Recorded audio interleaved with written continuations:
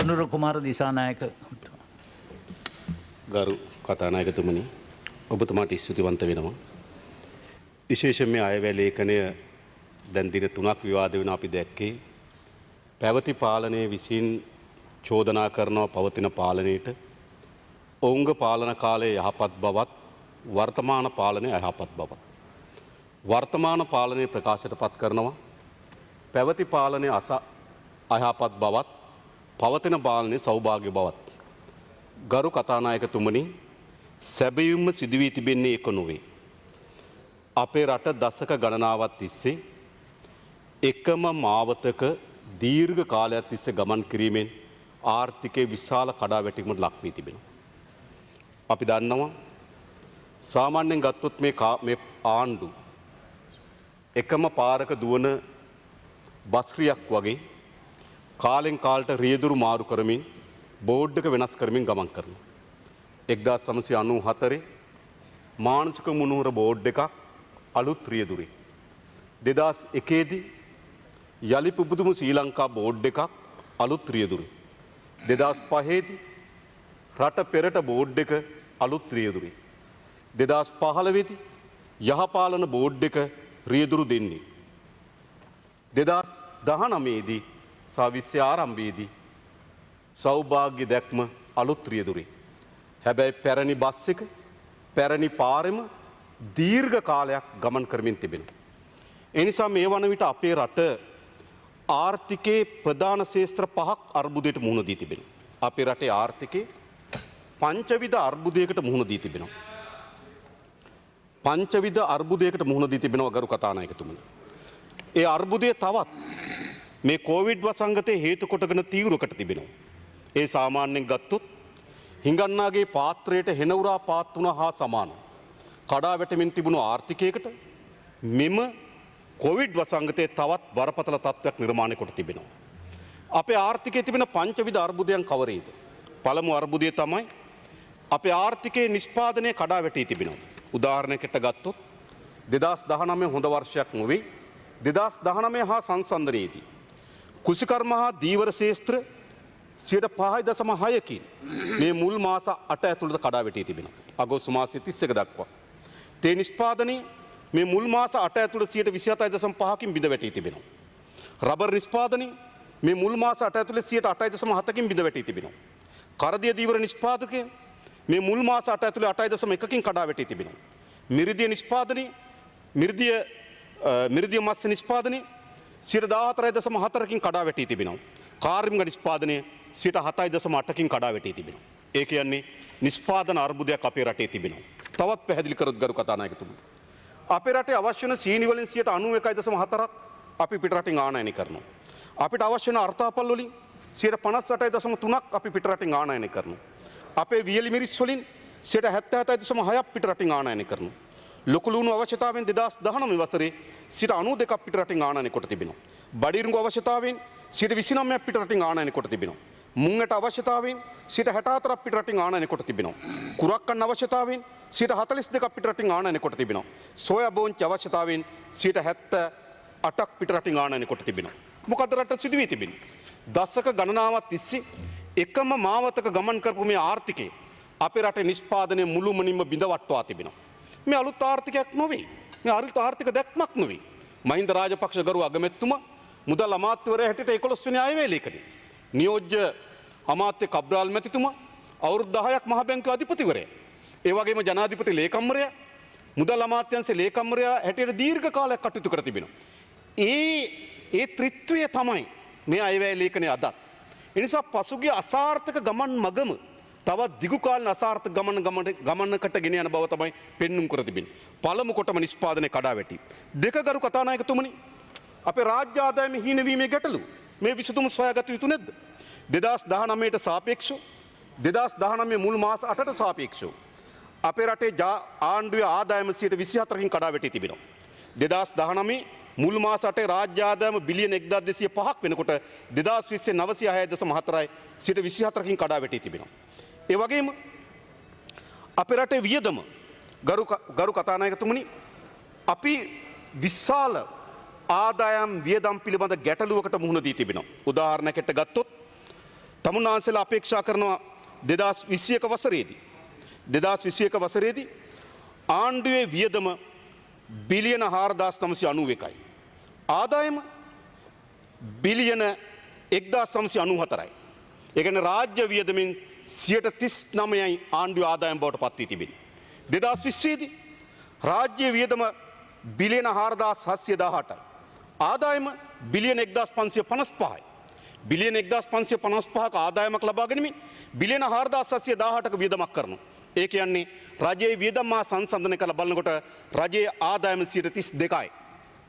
මේ බිලියන 1555 ලැබෙන්නේත් නැහැ. ගරු කතානායකතුමනි, අගෝස්තු මාසේ 31 දක්වා ආදායම ලැබී තිබෙන බිලියන 906යි. ඕනනම් මේ අගෝස්තු මාසේ නම් මේ මාස හතරට තව බිලියන 450ක් ලැබි. ඔක්කොම ගත්තොත් බිලියන 1350ක් වේවි. 1350යි. රජයේ මුළු ආදායම 2020 බිලියන 1350ක් වෙනකොට රජයේ වියදම බිලියන 4418යි. ඒ කියන්නේ රජයේ වියදමෙන් ආදායම 28%යි.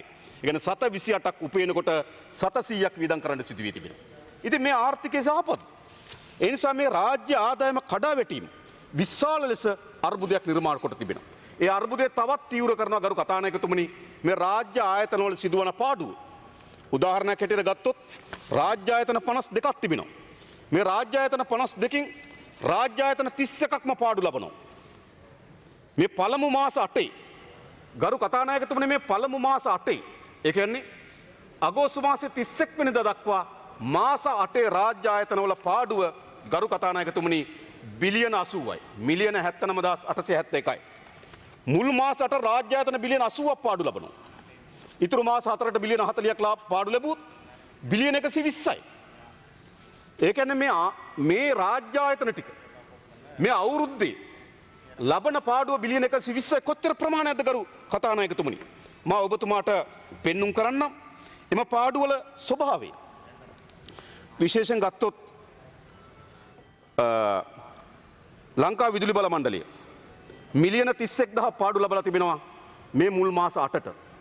ඉතිරි මාස 4ත් පාඩුව එකතු වුණොත් ගරු කතානායකතුමනි වළක්වන්න බැරි විදිහටම මිලියන 45000ට වඩා වැඩි වෙනවා විදුලි බල මණ්ඩලයේ පාඩුව. හැබැයි ගිය අවුරුද්දට වඩා පාඩු ටිකක් අඩු වෙලා තිබෙනවා. ඒ විදුලි උත්පාදනය අඩුවීම හා ඩීසල් මිල පහළ වෑම. හැබැයි මිලියන 45000ක පාඩුවක් විදුලි බල මණ්ඩලය ලබන මේ අවුරුද්දේදී. කනිත් තෙල් නීතිගත සංස්ථාව ඔබතුමා මට කාලේ ගරු මන්ත්‍රීතුමනි සමා වෙන බාධා කරනවට ඔබතුමා දැන් මේ නිෂ්පාදනය කඩාවැටලා කියලා කිව්වා ආදායම කඩාවැටලා කියලා කිව්වා තව ඉවර නැහැ කියලා ආයතන කඩාවැටලා කිව්වා. ඉතින් ඔබතුමා හිතන්නේ නැද්ද මේ කොරෝනා වසංගතය නිසා වෙච්ච ලෝක අර්බුද නිසා වෙච්ච දෙයක් කියලා? මේගේ රජයක් තිබ්බනම් ඔබතුමා ගරු කතානායකතුමනි මගේ රජ මා පළමු කොටම ගරු කතානායකතුමනි අද උත්සාහ කරන්නේ මේ පංචවිධ අර්බුදයත් මේ අර්බුදයට ආණ්ඩුව ලබා තියෙන විසඳුම් වල තිබෙන අසාර්ථකත්වයක් පෙන්눔 කරන්න මුදල් අමාත්‍යාංශ විවාදයේ අවසන් දිනේදී පැවැත්වෙනවා.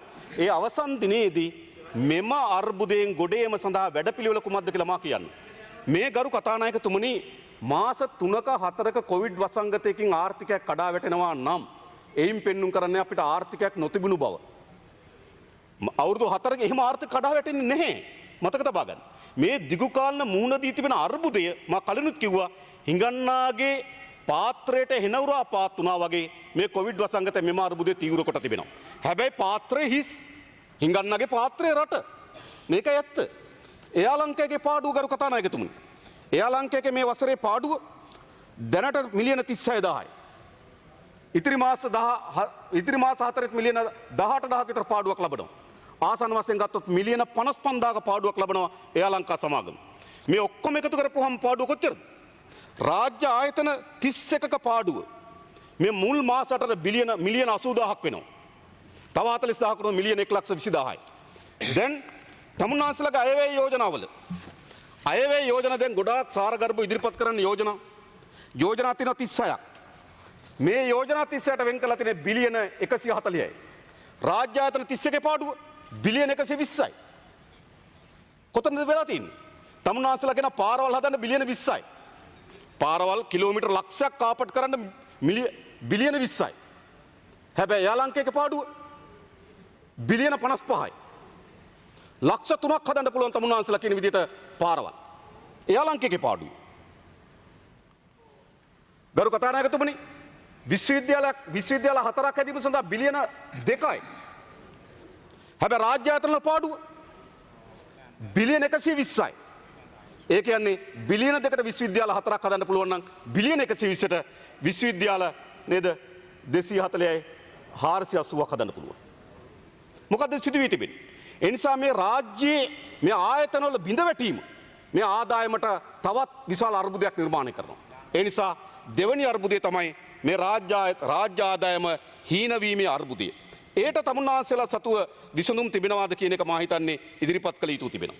ඊළඟ තුන්වෙනි අර්බුදය. තුන්වෙනි අර්බුදය තමයි අපේ රට මුහුණ දීලා තිබෙන ගරු කතානායකතුමනි. තුන්වෙනි අර්බුදය තමයි අපි මුහුණ දීලා තියෙන ගෙවුම් ශේෂය ඇති වී තිබෙන හිගය. මේ විසඳුම් ලබා ගත හැක්කේ කෙසේද? 2019 වසරේ ආනයන සඳහා වැය වී තිබුණා ඩොලර් මිලියන 19337ක්. අපනයනන් තිබුණේ ඩොලර් මිලියන 11940යි. ඉතින් ඩොලර් මිලියන 7997ක. ඩොලර් බිලියන 8ක වෙළඳ ශේෂයේ හිගයක් තිබුණා 2019. ඉතින් ආසන්න වශයෙන් ගත්තොත් ඩොලර් බිලියන 8ක වෙළඳ ශේෂයක හිගයක් තිබෙනවා.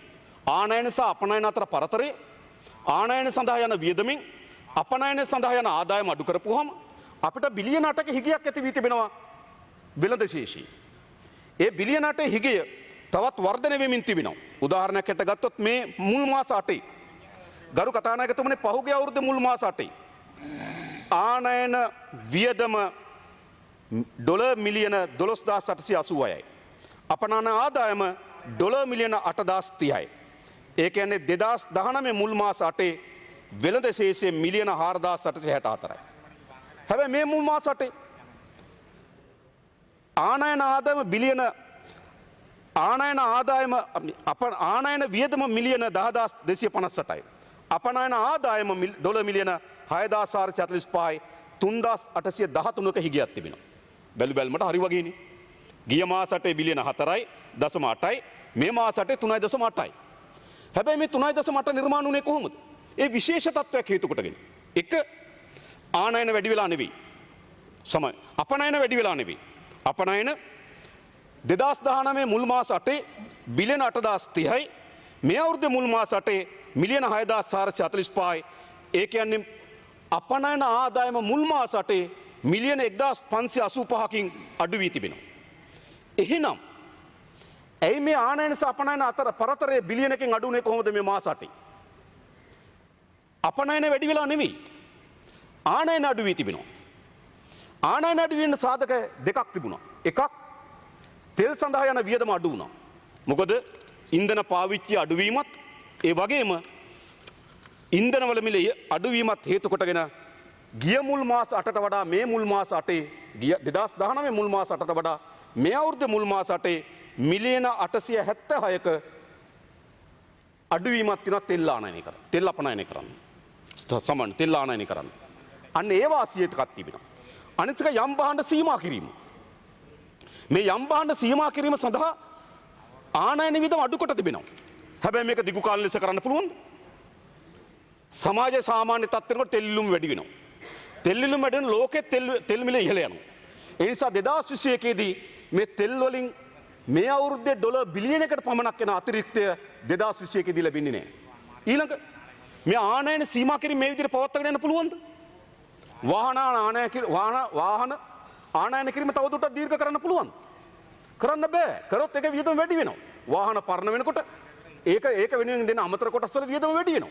නිසා මේක වහලා තියාගන්න බෑ. ඒ නිසා අවුරුද්දක කුඩා කෙටි කාලයක ආනයන අපනයන අතර පරතරය ඩොලර් බිලියනකින් අඩු කරගත්තට මේක දිගු කාලන පවතින්නේ නැහැ. ඒ නිසා ආසන්න වශයෙන් ගත්තොත් ඩොලර් බිලියන 7කවත් අඩුම තරමේ ආනයන සහ අපනයන අතර පරතරයක් නිර්මාණය වෙනවා. හැබැයි ඒකට අනිත් පැත්තෙන් අපිට අහිතකර තත්ත්වයක් නිර්මාණය කරනවා.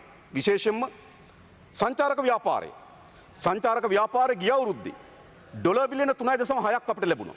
හැබැයි මේ අවුරුද්දේ ලැබිලා තියෙන්නේ ඩොලර් මිලියන 956යි. උපරිම ඩොලර් බිලියනයක් ලැබී.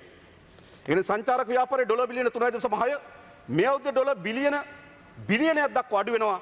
ඩොලර් බිලියන 2.6ක හිගයක් එතන නිර්මාණය කරනවා. ඊළඟ ගත්තොත් විදේශ රැකියාවලින් මම හිතනවා මේ අවුරුද්දේ යම් ප්‍රමාණයකට විදේශ රැකියාව ගිය අවුරුද්දේ ලැබිච්ච ආදායමම ලැබෙන්න පුළුවන්. උදාහරණයකට ගත්තොත් ගිය අවුරුද්දේ මුල් මාස 8 විදේශ ශ්‍රමිකයන්ගේ ලැබුණු ආදායම ඩොලර් මිලියන 4414යි. මේ අවුරුද්දේ ලැබුණු ආදායම මුල් මාස 8 4346යි. සිට 1.5ක වගේ කුඩා අඩුවීමක් තියෙනවා. හැබැයි මේ අවුරුද්දේ මේක යම් ප්‍රමාණයක් ලැබුණත් ලබන අවුරුද්ද මීට වඩා අඩු වෙනවා. දැනටමත් 40000ක් රස්ස අත්තර ලැබිලා තියෙනවා. තවත් ලක්ෂ ගණනක් එන්න බලාගෙන ඉන්නවා. ඒ රැකියාව අහිමිවෙමින් තිබෙනවා. ඒ නිසා ගත්තොත් විදේශ ශ්‍රමිකයන් හදා ලැබෙන ආදායමත් සංචාරක ව්‍යාපාරයෙන් ලැබෙන ආදායමත් ගරු කතානායකතුමනි ආනයන අපනයන පරතරයක් ගත්තොත් විශාල ගෙවුම් ශේෂයේ හිගයක් නිර්මාණය කරනවා. ඊට තවත් අතිරේක ලෙස බල කරනවා. ආසන්න වශයෙන් ගත්තොත් අපිට ඩොලර් බිලියන 6ක ණය වාරිකයක් ලබන අවුරුද්ද ගෙවිය යුතු තිබෙනවා. සාමාන්‍යයෙන් ගත්තොත් මාසෙකට ඩොලර් මිලියන 300ක් 400ක් විතර ප්‍රමාණයක් ණය ගෙවිය යුතුයි. විශේෂයෙන්ම ජුනි මාස වෙනවා තව ඩොලර් බිලියන 1 බැඳුම් කරය සම්පූර්ණ වෙනවා. ඒතර ගත්තොත් ආසන්න වශයෙන් ගත්තොත් ඩොලර් බිලියන 5ත් 6ත් අතර ණය වාරිකයක් ලබන අවුරුද්ද ගෙවිය යුතුයි. ඒ වෙනුවෙන් ඩොලර් බිලියන 6ක් අපිට අවශ්‍යයි. ආනයන සහ අපනයන අතර පරතරය ඩොලර් බිලියන 8ක්වත් වෙනවා. එහෙනම් තව 14ක් අවශ්‍යයි. 8යි 6යි 14යි. හැබැයි අපිට තියෙන කොච්චරද? අපිට තියෙන කොච්චරද? සංචාරක ව්‍යාපාරයෙන් එකක් හම්බ වෙයි. සංචාරක මේ පාර 7.2ක් ගෙව්වා. ඒකත් මම ගෙවපු විදිය කියන්න. ගරු කතානායකතුමනි මහා බැංකු වාර්තා සෑම වාර්තාවකම අපිට පෙන්눔 කරනවා අගෝස්තු මාසයේ 31 වෙනකොට අපේ රටේ විදේශ සංචිතය 6.7ක් තිබුණු බව. හැබැයි සැප්තැම්බර් 31 වෙනකොට. හැබැයි තමුන්නාසලා ඔක්තෝබර් මාස පළවෙනිදාකින් පස්සේ කියන්නේ. එයි විදේශ සංචිතය තිබුණ අපිට 6.7ක්. හැබැයි ඔක්තෝබර් මාසේ පළවෙනිදා අපි ඩොලර් බිලියනක් ගෙවුවේ ඒකෙන් 5.7 දක්වා අඩු වී තිබෙනවා. එහෙනම් විදේශ සංචිතය ඉන්නේ 5.7යි. කොහොමද අපි ගෙවන්නේ? අපි ඩොලර් බිලියන 14ක් උපය ගන්න ඕන. අතිරේක වශයෙන් සංචාරක ව්‍යාපාරයෙන් අපිට ඩොලර් බිලියනක් උපරිම අපිට විදේශ ශ්‍රමිකයන්ගේ ඩොලර් බිලියන 8ක් ඒවි උපරිම ඩොලර් බිලියන 9යි ඒ ඩොලර් බිලියන 5ක් හිගයි. කොහොමද මේ පහ සපුරගන්නේ? කොහොමද සපුරගන්නේ? ඒ නිසා මේ ගෙවුම් ශේෂය අපි ඇති වී තිබෙන අර්බුදයක් තිබෙනවා. මේ අර්බුදයට විසඳුම් ඕන. එක නිෂ්පාදන කඩා වැටීම, දෙක රාජ්‍ය ආදායම අඩුවීම, තුන ගෙවුම් ශේෂයේ හිගය. හතරවෙනි අර්බුදය තමයි ගරු කතානායකතුමනි ණය අර්බුදය. මේක අපේ රටේ ප්‍රධානතම අර්බුදය බවට පත් වී තිබෙනවා.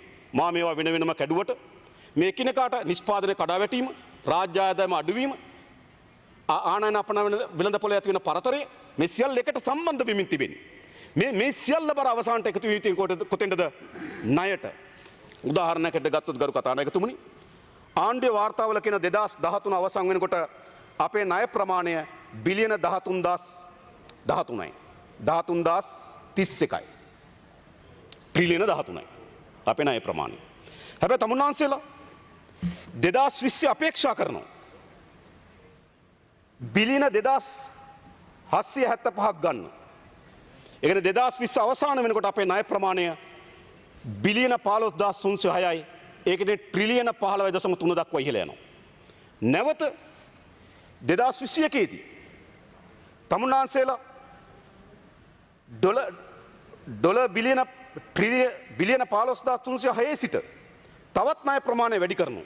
මේ ණය ප්‍රමාණය වැඩි වුණාම අපිට දරා ගන්න බැරි ණය අර්බුදයකට මුහුණ දෙනවා. උදාහරණයකට ගත්තොත් 2020 දී තමුන්නාන්සේලා අයවැයලයක ඉදිරිපත් කරනකොට අගමැතිතුමා කිව්වා ණය ගැනීමේ අවශ්‍යතාවය බිලියන 2830යි කියලා වැරදි.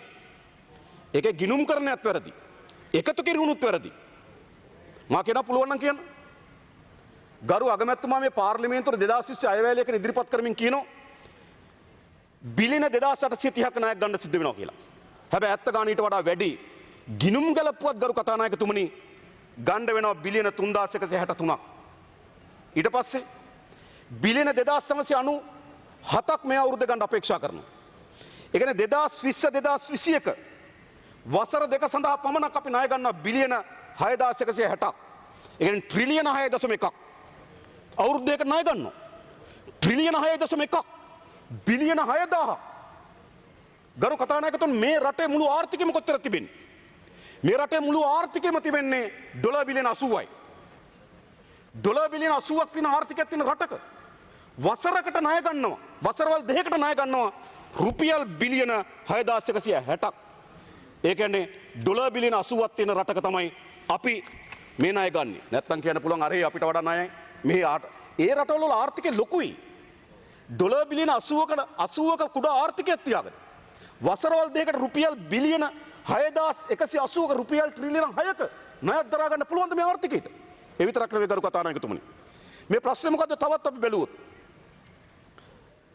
2020 වසරේ අපේ ණය සහ පොලි වාරික එකතුව බිලියන 1854යි. පොලි වාරිකයේ බිලියන 866යි. ණය වාරිකයේ බිලියන 988යි. මුළු පොලි සහ ණය වාරිකය බිලියන 1854යි. ඒ කියන්නේ මේ 2020 වසරේ අපි ණය සහ පොලිය ගෙවිය යුතුයි බිලියන 1854ක්. හැබැයි රාජ්‍ය ආදායම කොතද? බිලියන 1555යි. රජයට සමස්ත ආදායම බිලියන 1555යි 2020. හැබැයි රජයේ ණය ගෙවිය යුතුයි බිලියන 1854ක්. ණය සහ පොලි වාරිකය ගෙවන්නත් බිලියන 299ක් ණයට ගන්න වී තිබෙනවා. මොකද මේ රට? හොඳ ආර්ථිකය. ණය සහ පොලි වාරිකය ගෙවන්නත් රාජ්‍යයට ලැබෙන ආදායම මදි නම් ණය සහ පොලි වාරිකය ගෙවීම වෙනුවෙනුත් බිලියන 299ක් ණය ගන්න සිදු වී තිබෙනවා නම් කුමක්ද ගරු කතානායකතුමනි ආර්ථිකය?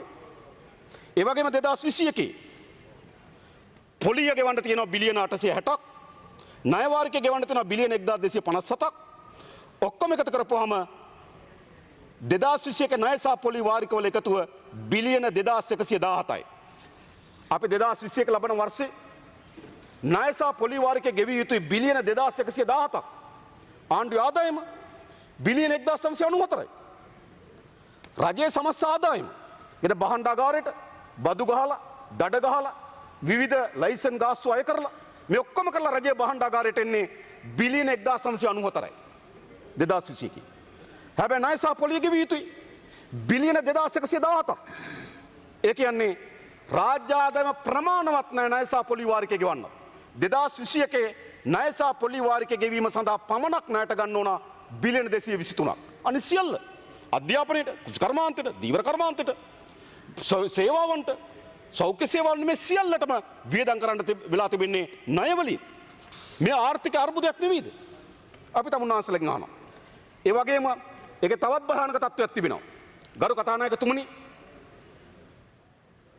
ආණ්ඩුවේ වාර්තාවම පෙන්눔 කර තිබෙනවා මේ 2020 වර්ෂයේදී රජයේ මුළු ණය වලින් 47ක් විදේශීය ණය. ඒ කියන්නේ අපේ විදේශීය ණය ප්‍රමාණය ඩොලර් බිලියන 35.3ක්. 2020 වෙනකොට අපේ රටේ මුළු විදේශ ණය ප්‍රමාණය ඩොලර් ණය ප්‍රමාණය ඩොලර් බිලියන 35.3යි. ඒ 35.3නුත් 42.6ක් සූර්ය බැඳුම් කරවල අරන් තිබෙන්නේ. ඒ බැඳුම් කර අරන් තියෙන ප්‍රමාණය ඩොලර් බිලියන 15ක්. එඳා විදේශ ණය ප්‍රමාණය ඩොලර් බිලියන 35.3ක් වෙනකොට අපි සූර්ය බැඳුම් කර අරන් තියෙන ඩොලර් බිලියන 15ක්. මේවා ඉතා වේගෙන් ඉක්මනින් කල් පිරලා අපි ගෙවිය යුතු ණය. ඒ නිසා මේ ණය කොහොමද ගෙවන්නේ? ඒ නිසා අපේ රට විශාල ණය අර්බුදයකට මුහුණ දෙමින් තිබෙනවා. හැබැයි අර්බුදය මේ ගණන් වල පෙන්눔 කරන්නේ බහණ්ඩාගාරයේ ණය දෙපාර්තමේන්තුවේ ණය පංගුව. හැබැයි 2012 ඉඳන් මේ රටේ විද්‍යාව පටන් ගත්තා. ඒ 2012 ඉඳන් පටන් ගත්තු ගණිත විද්‍යාව තමයි සංඛ්‍යාත්මක විද්‍යාව තමයි රාජ්‍ය ආයතන වල ණය වෙනම දැම්මා. ඒක රජයේ ණයට එකතු වෙන්නේ නැහැ. එහෙම ගත්තාම රාජ්‍ය ආයතන 21ක ණය ප්‍රමාණය රුපියල් බිලියන 1317යි ට්‍රිලියන 1.3ක්. ට්‍රිලියන 1.3ක් රාජ්‍ය ආයතන ණය. ඒ ණය වලින් ගත්තාම ගරු කතානායකතුමනි විදුලි බල මණ්ඩලය ණයයි රුපියල් මිලියන අපි සරලයි අපි බිලියන වලින් කිව්වොත් බිලියන 130ක් කෝටි 13000ක් ණය විදුලි බල මණ්ඩලය බැංකුවලට. ඒ වගේම කනිතෙල් නීතිගත සංස්ථාව බිලියන 375ක් ණය. ඒ කියන්නේ කෝටි 37500ක් තෙල් සංස්ථාව ණය. මොකද වෙලා තිබෙන්නේ? රටේ මුළු ආර්ථිකයම රාජ්‍ය ණය පමණක් නෙවෙයි ට්‍රිලියන 1.3ක බිලියන 1300කට අධික මුදලක් රාජ්‍ය ආයතන 21කින් ණය බර දරනවා. ඒකේ ප්‍රධානම ප්‍රශ්නේ තියෙන එතන නෙවෙයි ගරු කතානායකතුමනි. මේ ණය වලින් වැඩි පංගුව කාටද? දැන් අපි කියන ලංකා බැංකුව මහජන බැංකුව මේ සේවාවන් සඳහා ආයෝජන වැඩි කරන්න දිරි දෙන්න කියලා කියනවා. මා දන්නා පරිදි මා මුදල් ඇමතුමා නිවැරදි කරන්න. භාණ්ඩාගාර account එක කොච්චරද? භාණ්ඩාගාරය අද දුවන්නේ ඕඩි වලින් බැංකුව අයිරාවකි. එහෙම නෙවෙයිද? ආසන්න වශයෙන් ගත්තොත් ගරු කතානායකතුමනි බිලියන 500ක බැංකුව අයිරාවකින් දුවන්නේ. ඒ නිසා මේ බිලියන 500 සපයලා තියෙන මොකද රාජ්‍ය බැංකුව. රාජ්‍ය බැංකුව වලින් තැන්පත් වලින් තමයි භාණ්ඩාගාරය දුවන්නේ. බිලියන 500ක බැංකුව අයිරාවක් තියෙනවා. එහෙම නැත්නම් කවුන්ට් එක හරියට කියන්න. ඒතර ඕඩි එකකින් දුවන ආණ්ඩුවක්. භාණ්ඩාගාරය දුවන්නේ ඕඩි account එකකින්. බිලියන 500ක ඕඩි එකක් තියෙනවා. ඊට අමතරව ගත්තොත් රාජ්‍ය ආයතන වලට මහජන බැංකුව ණය දීලා තියෙනවා. රාජ්‍ය ආයතන වලට මහජන බැංකුව ණය දීලා තියෙනවා බිලියන 274ක්. අර කතානායකතුමනි. බිලියන 274ක්. එතකොට මහජන බැංකුවේ ණය පංගුවෙන් විශාල පංගුවක් භාණ්ඩාගාර ණය අරන් තිනවා. තව පංගුවක් රාජ්‍ය ආයතන ණය අරන් තිනවා. රාජ්‍ය ණය අරන් තිනවා බිලියන 274ක් මහජන බැංකුවේ. ලංකා බැංකුවෙන් රාජ්‍ය ආයතන ණය අරන් තිනවා බිලියන 381ක්. ඒ කියන්නේ කෝටි 38100ක්. ලංකා බැංකුව ණය දීලා තියෙන රාජ්‍ය ආයතන වලට. කෝටි 27300ක්. මහජන බැංකුව ණය දීලා තියෙන රාජ්‍ය ආයතන වලට. මේ රාජ්‍ය ආයතන කියන්නේ මොනවද? මේ රාජ්‍ය ආයතන සල්ලි මහජනගේ තැන්පතු. දැන් තමුන්නාසල මේ ආණ්ඩුව දුවන්නේ කොහොමද? මහජනගේ තැන්පතු බැංකුවට එනවා. ඒ බැංකුව වලින් ආණ්ඩුව ණය ගන්න. ආණ්ඩුවේ ආයතන. මහජනගේ තැන්පතු බැංකුවට එනවා. ඒ බැංකුවෙන් භාණ්ඩාගාර account එක ණය ගන්නවා. මේක සිදුවී තිබෙනවා. අද මේ මහජන බැංකුව සහ ලංකා බැංකුව අවදානමකට මුහුණ දී තිබෙනවා. මම ඔබතුමාට ඒ ගැන පැහැදිලි කරන්න. ඒ අවදානම කොතරද කිව්වොත් ලංකා බැංකුව 2019 වසරේ ලාභ ලැබුවා ආසන වශයෙන් ගත්තොත් බිලියන 30ක්. 2019 ගිය අවුරුද්දේ ලංකා බැංකුවේ ලාභය බිලියන 30යි. මේ අවුරුද්දේ මුල් මාස 8ට ලාභය බිලියන 12යි. බිලියන 12යි. ඒ කියන්නේ ඕනනම් තව බිලියන 30යි. ඒ කියන්නේ තව 4ක් ලැබෙයි මේ මාසෙට. තව 6ක් ලැබෙයි. බිලියන 18යි. එතකොට ලංකා බැංකුව බිලියන 30ක් ලාභ ලබනකොට මේ අවුරුද්දේ ලාභය බිලියන 18 දක්වා පහළ වහිනවා. මහජන බැංකුව කරු කතානායකතුමනි බිලියන 19.9ක් 2019 ලාභ ලැබුවා. බිලියන 19මාරක්. හැබැයි මේ අවුරුද්දේ මුල් මාස 8 ලාභය බිලියන 6යි. ඔබතුමාගේ කාලය තා මිනිත්තු 2යි. මම අවසන් කරනවා කතානායක. බිලියන 6යි. ඒ කියන්නේ බිලියන 6යි කියන්නේ තව අපි 3ක් දැම්මොත් මේ මාස 3ට මේ මාස 4ට බිලියන 9ක් වෙයි. බිලියන 20ක් ලැබුව මහජන බැංකුව බිලියන 9 දක්වා බිලියන 11කින් ලාභය අඩු වෙනවා. මොකද්ද සිදුවී තිබෙන්නේ? අද මේ බැංකු පොලි අනුපාතික සෙල්ලම දාන්න මොකටවත් නෙමෙයි. මේ මහජනගේ තැන්පතු අඩු මිලට ගන්න නෙමෙයි. අද ලංකාවේ තියෙන ප්‍රධානම නායකරුවා ආණ්ඩුව. ආණ්ඩුව ආයතන. මේ බැංකු පොලි අනුපාතික සෙල්ලම් කරන සෙල්ලම දාන්නේ ආණ්ඩුවට ලාභ ලබන්න. 4%ට 5%ට අඩු කරන්නේ ආණ්ඩුවට ලාභ ලබන්නේ ඇයි? ආණ්ඩුව තමයි ප්‍රධාන නායකරුවා. ඒ නිසා ගරු කතානායකතුමනි ලංකා බැංකුව මහජන බැංකුව පාඩු ලැබෙමින් ලාභ අඩු වෙමින් තිබෙනවා. ඒ විතරක් නෙවෙයි ප්‍රාදේශීය සංවර්ධන බැංකුව පාඩු වෙලා තිබෙනවා. මුල් මාස 8ට ප්‍රාදේශීය සංවර්ධන බැංකුවේ පාඩුව මිලියන 575යි. ඒතර බැංකු පාඩු ලබනවා. රක්ෂණ සමාගම් පාඩු ලබනවා. මහ බැංකුව අධිපතිවරයා මා දැක්ක කිව්වා ගරු කතානායකතුමනි ඔහු විසින් කිව්වා අපේ රටේ මූල්‍ය ආයතන 40කට ආසන්න ප්‍රමාණයක් තිබ්බත් මූල්‍ය ආයතන 20ක් තමයි සාර්ථකව දුවන්නේ. ඉතිරි ප්‍රමාණය අසාර්ථකයි කියලා කිව්වා. તો මූල්‍ය ආයතන කඩාවැටෙමින් තිබෙනවා. මේ ණය අර්බුදය සෑම ශේෂ්ත්‍රයකට පැතිරෙමින් තිබෙනවා. ඒ නිසා අපේ රටේ 4 වෙනි අර්බුදේ ණය අර්බුදය. 5 වෙනි අර්බුදය ආදායම් බෙදී යාමේ විෂමතාවය. ග්‍රාමීය ජනතාවට තමන්ගේ ආදායම් නොලැබීමේ විෂමතාවයට මුහුණ දී තිබෙනවා. ඒ නිසා මම අහන්නේ මේ පංචවිධ අර්බුදයට තමුන්නාන්සලා තියෙන විසඳුම මොනවද? එකක් කළු සල්ලි සුදු කරන්න. කාගේද කළු සල්ලි? දීවරයා ගාව තියෙනවද? ගොවියා ගාව තියෙනවද? මේ කළු සල්ලි කාගේද? පෞගේ කාලේ රාජ්‍ය දේපල කෝටි ප්‍රකෝටි ගණන් හොරකම් කරපු තමුන්නාන්සලා ගාව මේ සල්ලි ගොඩ ගැහිලා තියෙනවා. කුඩු ව්‍යාපාරයේ දෙන්නම් ගාව මේ කළු සල්ලි ගොඩ නැගිලා තියෙනවා. මා දැක මදු සත්‍රන්න ගොඩ ගන්නකොට කිව්වා ඔහුගේ කෝටි 1000ක වත්කමක් තියෙනවා කිව්වා. කළු සල්ලි. නම් කුඩු ව්‍යාපාරිකයන් ගාව කළු සල්ලි තියෙනවා. ජාවාරම් කරුවන් ගාව කළු සල්ලි තියෙනවා. එතනෝල් ව්‍යාපාරිකයන් ගාව කළු සල්ලි තියෙනවා. මහජනක දේපල කෝටි ප්‍රකෝටි ගණන් හොරකම් කරපු අය ගාව කළු සල්ලි තියෙනවා. දැන් ආණ්ඩුව මොකද කරන්නේ? ආණ්ඩුව මේ කළු සල්ලි ඇතුළු කරන්නලු නීති අනුකූල කරන්න 100ට එකක නාමික අගයකට. තමුන්නාන්සලා මොකද්ද මේ ආර්ථික තීන්දුව? ලෝකෙ තීන්දුව ගත්තු එහෙම නෙවෙයි. මේ රටේම තීන්දුවක් කරන් තියෙන කළු සල්ලි වලට මොකද්ද කරේ? මුදල් නෝට්ටු වෙනස් කරා. තියෙන මුදල් නෝට්ටු වල අලුත් නෝට්ටුවක් නිකුත් කරා. සල්ලි ඇවිල්ලා දාන්න බැංකුවල. 1970 දශකේ මේ විතර මුදල් නෝට්ටු ඉන්දියාවේ මෑතකදී මුදල් නෝට්ටු වෙනස් කරා. ඒ හරහා තමයි කළු සල්ලි වලට ප්‍රහාර දුන්නේ. හැබැයි තමුන්නාන්සලා උපයා ගන්නලද කළු සල්ලි නීති අනුකූල කරන්න යොදනවා. ඊළඟ කරු කතානායකතුමනි රාජ්‍ය සේවකයන් තව තමන්ගේ වැටුප මත නම් තව අතිරේක වැඩ කරන්න. වාසුදේව නානායක්කාර මහත්මයා හිටින මට දැනගන්න කැමතියි. මේ පැය 8 වැඩ දිනේ සකස් වුණේ නිකන් ඔළුවේ හැතුවෙච්ච සිතවිල්ලක් නෙවෙයි. මේ පැය 24 බෙදෙනවා. පැය 8ක් වැඩ කරන්න. පැය 8ක් සංස්කෘතික ජීවිතේට. පැය 8ක් නිදා ගන්න. මෙහෙම තමයි පැය 24 බෙදෙන්න කරු කතානායකතුමනි. මේ මිනිස්සු කියන්නේ එන්ජින් නෙවෙයි. ඔයිල් මාරු කරලා, පාර්ට්ස් මාරු කරලා පැය 24ම දුන්න මිනිස්සුන් නෙවෙයි එන්ජින් කිය. මිනිස්සුන් නේ එන්ජින් වගේ නෙවෙයි. ගරු කතානේ මිනිස්සු කියන්නේ සංස්කෘතික ජීවිතයක් තියෙනවා. ඒ වෙනුවෙන් තමයි මේ පැය 8. හරි. ඒ නිසා තමයි පැය 8ක වැඩ දිනයක්, පැය 8ක සංස්කෘතික ජීවිතයක්, පැය 8ක නිදා ගැනීමක් තීරණය කරලා තිබෙන්නේ. හැබැයි තමුන්නාසලා කියන්නේ මොකද්ද? මේ පැය 8 සංස්කෘතික ජීවිතය කපන්න. වැඩ ඇරලා තව ජොබ් එකකට යන්න. ඒ නිසා කරු කතා අවසන් වශයෙන්ම අවසන් කරනවා. ඒ නිසා තමුන්නාසලාගේ මේ ආර්ථික උපාය මාර්ග සම්පූර්ණ වැරදි. අවසාන වශයෙන් කරු කතානායකතුමනි අපි දන්නවා ටයිටැනික් නෞකාව ගිලිනකොට අයිස්බර්ග් එකේ අයිස් කන්දේ ටයිටැනික් නෞකාව හැප්පිලා පැය 2 විනාඩි 40කට අධික කාලයක් ගියා ඒ නැව සම්පූර්ණම ගිලෙන්නේ. හැප්පුණු විගස ගිලුන්නේ පැය 2 විනාඩි 40කට වැඩි කාලයක් ඒ නැව ගිලෙන්න ගියා.